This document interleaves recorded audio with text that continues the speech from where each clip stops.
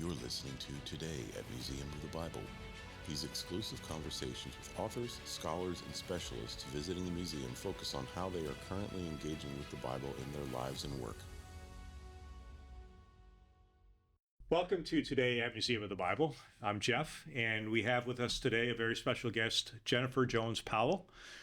Jennifer is a full-time minister in the Presbyterian Church, adjunct professor of literacy education in the School of Teacher Education and Leadership at Radford University. Jennifer, thanks for joining us today. Thank you. Great. So, education, minister, so the Bible's part of your work somewhere, right? Absolutely. What brings you to the museum, or what's your connection with the museum? My connection at the museum is I currently serve on a team of a wonderful group of people who are planning the Educator Conference, which will take place here in July. Great. I also worked with the same team last summer for the first conference that took place. Sandra Argo leads that team, and we go back quite a way. We share the same undergraduate college. Oh, no kidding. So, yes. Yeah, great. And the Educator Conference, I should know the date, Sandra, is July 26th, 27th, and 28th. July 26th, 27th, 28th. Information on our website. And what's the focus this year? This year it's Dig Deep, and the focus is archaeology as well as historian work in digging deeper into the world of the Bible. Excellent. Good. So literacy in the Bible is kind of a long history, right, with that question and especially kind of the time of the Reformation, right, the move toward literacy so people could read the Bible. Absolutely. Is that still a relevant topic today? Is there any relationship between literacy and the Bible, or any role that the Bible has in promoting literacy? Sure.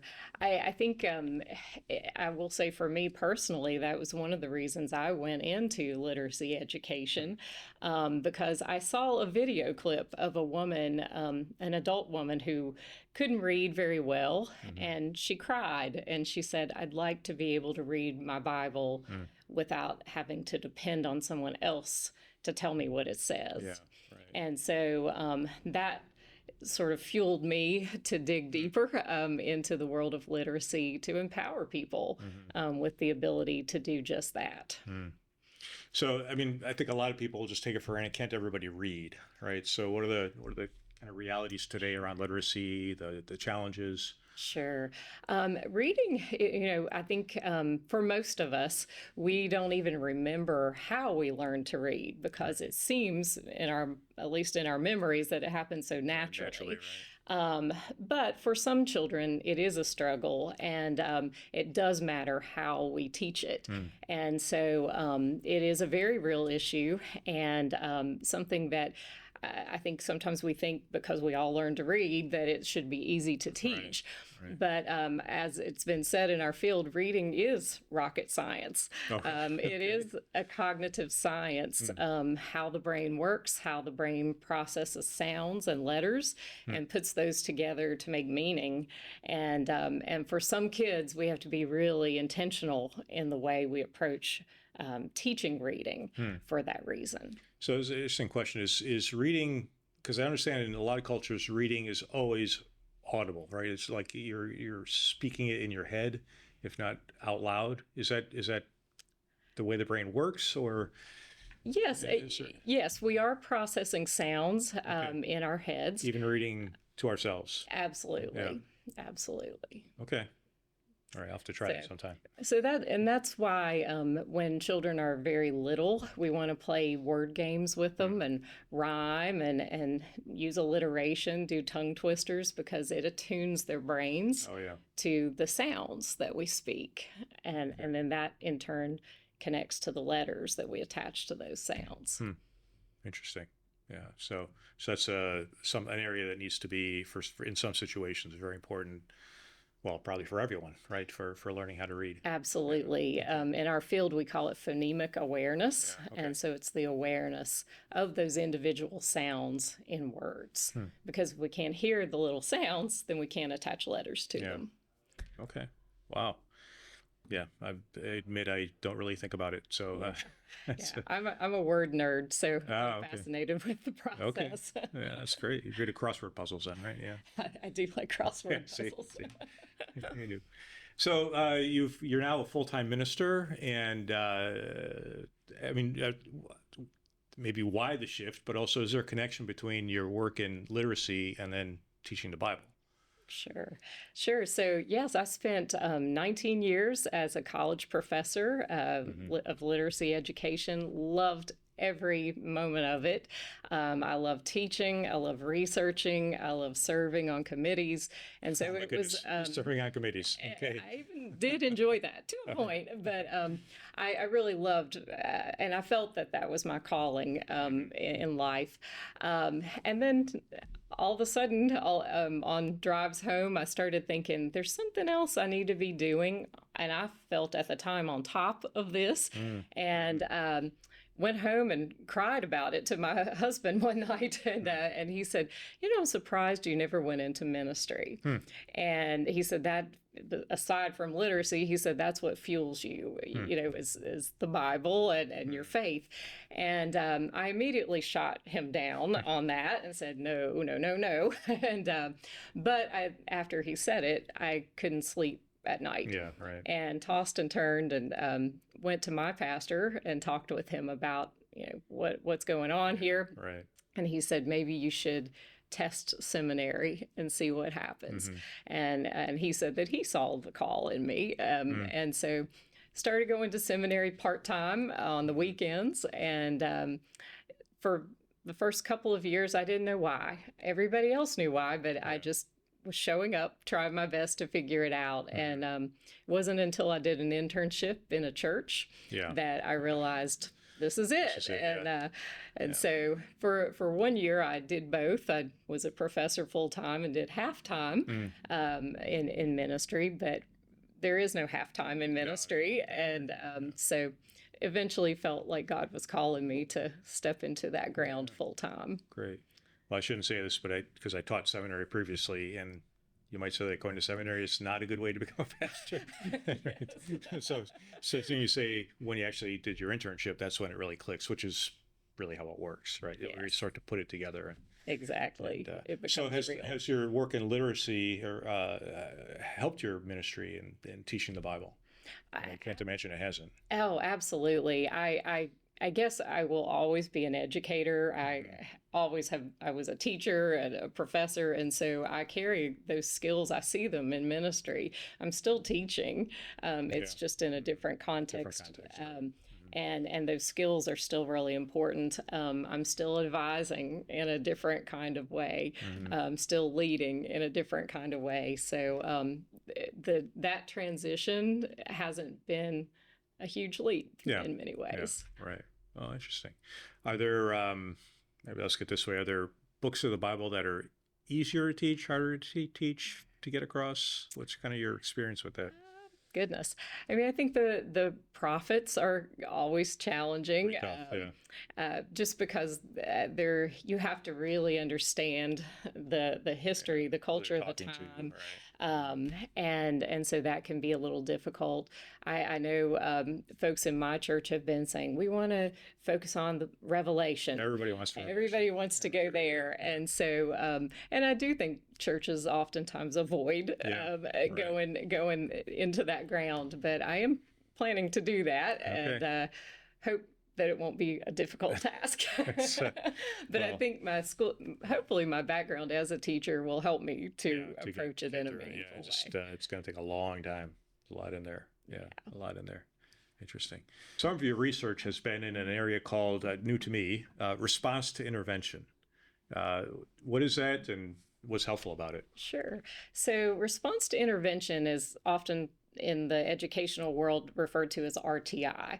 And RTI is a framework or an approach to student learning that is focused on making sure all students, not just the ones who are struggling, but those that are kind of middle of the ground, and those who are excelling, that everyone is on an upward trajectory in their learning. Okay. So no one is getting left behind along the way, that there's this upward trajectory.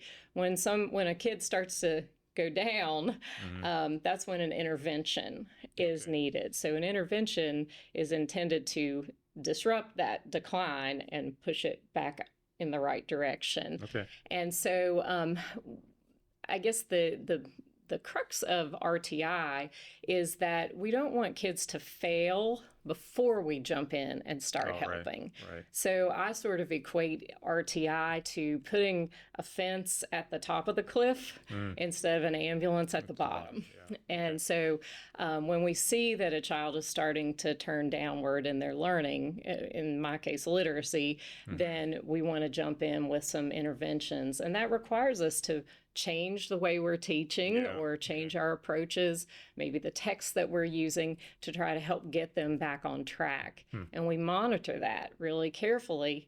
And when we see that they're back on track, then we shift again.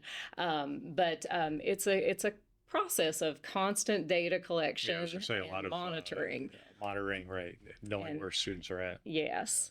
So my research in the field has been really focused on teachers, school systems, and how knowledgeable they are about this framework, and how they effectively put it into place, because it involves a lot. It sounds like a lot of work. It is a lot. Every student, I mean, I can't imagine it doesn't apply somewhat to pastoral care, right? Absolutely, yes. So I think we could take an RTI approach with just about anything that we do if we're being self-reflective and analyzing our approach to things. What's working? If it's not working, why do we keep doing it? And then let's shift and see if something else was more meaningful.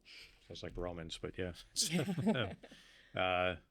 but of course, that same issue requires knowing the people, knowing where they're at, knowing what would be helpful. Right? Absolutely, you have to know them well. Yeah. So what do you find more? I hate to ask it this way, but rewarding? Is it the classroom teaching? Is it the ministry? What's kind of? Both. I guess I could. I don't know if I could answer still doing one or the the teaching, other. so yeah. I am still teaching, and I still. I said my church. I love my church. I don't know if they just indulge me because they know I love teaching, but I teach a Wednesday night class every week. We change topics, every 4 to 6 weeks, and have pretty good attendance. So it's my strong point. But so teaching is the part of ministry that I love. I love researching and preparing for sermons, and I love the pastoral care piece. I'm a people person, and so I enjoy that one-on-one time with people as well. So you're going to stick with it, it sounds like. I think so. So you've been to the museum several times. Any sort of observations as an educator on the museum, what we're doing here, the exhibits, things like that? Sure. Well, I for anyone who hasn't been to the museum, it is worth the visit, and it's worth another visit after that. There's so much to see here and so much to learn. And my focus in my visits here has been mostly with the education program that the museum offers. And I am so impressed with what is going on from the museum educators here. I spent this morning watching some children engage in some education workshops where they learned about mosaics. They learned about coins in Bible times, as well as perfume. Perfume in the Bible, right? Who knew? And it's there. It's there. It is, yeah. And then just talking about archaeology in general and what that means and what is an artifact and so forth. And the educators are so enthusiastic. They're engaging. Teachers have a year, to engage in relationships and form those relationships. Your educators have just they got 2 minutes short period of time to do that, and they do it so well. That's great to hear. And I'm seeing pieces of really good practice as far as literacy goes, and they're pre-teaching vocabulary terms and then starting to use them with the kids. they're encouraging wonder, which I think is so, so important.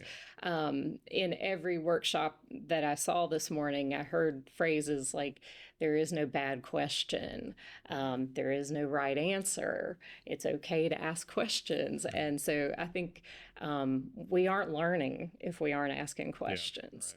And so I loved that I saw that this is a safe space for questions and a place where questions are encouraged, because that's what good readers and good thinkers do. Great. Well, it's a great topic, and deserves to be taught well. So Absolutely. so what we're trying to do, and thanks for that feedback. Yeah. It's fantastic. Yeah, I also think about in everything here at the museum, but with the education programs in general. I know in the field of reading, for someone to read the Bible, for example, and really comprehend it, we know that the best readers and the most motivated readers see pictures in their heads when they read. And they have prior knowledge. They have at least a nugget of something that they already know about the text. And so I think when you bring children to a museum like this, if they didn't already have those pictures in their heads, you're giving the picture to them, which helps them dig deeper into the Bible itself, because now they can start to generate those. Yeah, the Bible's not just a flat text. It's real stuff, and it's dynamic. Stuff in history, stuff that happened. You got smells like perfume, right? You got things you could touch like stones in a mosaic. So it's multisensory. Multisensory, right? And that's really what we're trying to do here across the museum. So It's great to hear that it's a good approach. Yeah, it's good for adults too. Good for adults too. We're all still learning. Yeah. So has the Bible impacted? Well, that's a pretty obvious question. I was going to say, has the Bible impacted your work? And maybe think more about the teaching task as opposed to the ministry task. But how's that? You mentioned it's kind of always been a part of your motivation and the way you approach things. But how, in particular, was the Bible, shaping your teaching approach?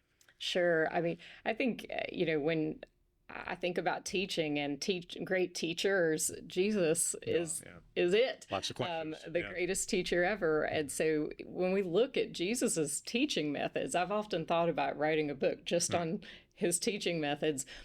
Questioning. Lots of questions. Storytelling. Putting those pictures in our minds. Demonstrating, using props, mud, things like that. We can learn so much just from Jesus's methods, which may seem somewhat simple, but they're quite complex, and they take us deeper into that content. So that's been kind of inspiring for your work. Absolutely. Interesting. Well, we'll look for the book. You can talk about it when you write it. That's great. Good. Well, fantastic. Great to have you here, and look forward to seeing you back here next month, July 26, 27, 28. Did I get that right? For the Educators Conference, and lots of resources for teachers. Absolutely. And things that you can bring back to your classroom, and then you can bring your school groups here too. That's right. Yeah, fantastic. Well, Jennifer, great to have you here. Thank you. And look forward to seeing you again. Thanks so much. Thank you. And thank you for joining us on Today at Museum of the Bible.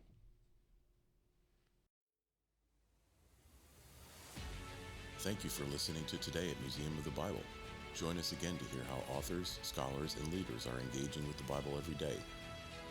Only on Today at Museum of the Bible.